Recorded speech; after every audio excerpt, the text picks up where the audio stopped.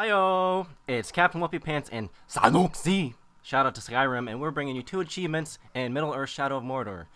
Burning Vengeance and Rise and Fall. Now the first achievement, Burning Vengeance, is to perform an execution on a flaming berserker. You are going to want these two upgrades, Double Charge and the Fire Arrow. Double Charge allows you to use two execution moves in a row, and Fire Arrow is also one of those executions. So, run around the map until you find a berserker. A berserker is an enemy that is kind of big and bulky. They don't have spears, and they have two weapons they're dual wielding. So whenever you zoom in with the bow, you will see that their weapons show up red. When you see the two weapons, make sure you have your combo built up to 5 or 8, and then it'll turn red, and then do the combo. Fire Arrow, and then YB to execute. So that achievement's very quick. It'll take you about 3 to 5 minutes. And then the next achievement is Rise and Fall.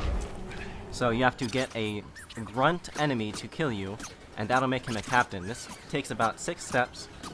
So first you're going to get killed by him, and then after that you're going to want to brand or dominate him.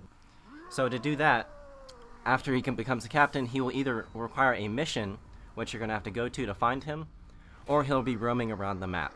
Yeah, I noticed that this took you a while to do. Like, it takes a lot of time. Yeah, the Rise and Fall takes a lot more time. I had to try it twice because when I got to the end part, he got killed, so that negates the achievement. But it took me about 13 minutes each try, so it's pretty precise. Doesn't take too much time, but it can be a hassle if you mess it up.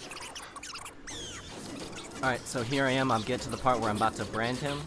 But you don't want to just brand him. You want to make sure that when you get to this point that you dominate him. But you're going to want to kill all the enemies first because you cannot dominate him while there are enemies around because they will hit you and they will cancel the dominate. So here we go. Now you're going to command him. And then you're going to command him to initiate into a bodyguard position.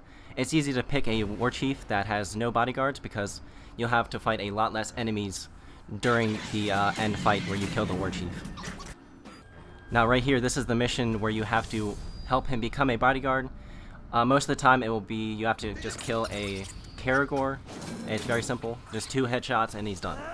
And then immediately go back and re-dominate him, and then you'll have the ability to take the mission where you can seize control or betray the war chief that you're currently the bodyguard of. Now this whole hierarchy system is interesting because I don't think many games have a system going like this. No, they definitely don't. It's the first time I've ever seen it, that's for sure. And it works really well, but it's also a bit of a pain because every time you kill someone, they'll just, of course, respawn with a new captain. And every time you run into them in, like, the wild, it'll, like, stop you for, like, 10 seconds because there's, like, a dialogue sequence. But that's not that big of a deal. Alright, so here we just killed the war chief, and then he is instantly promoted to the war chief because of the betrayal mission.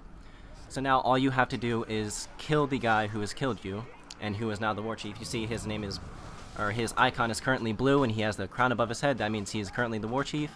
If you have the dispatch ability, that will allow you to just hit down on the D-pad and instantly kill him, and that's an easy way to get that achievement.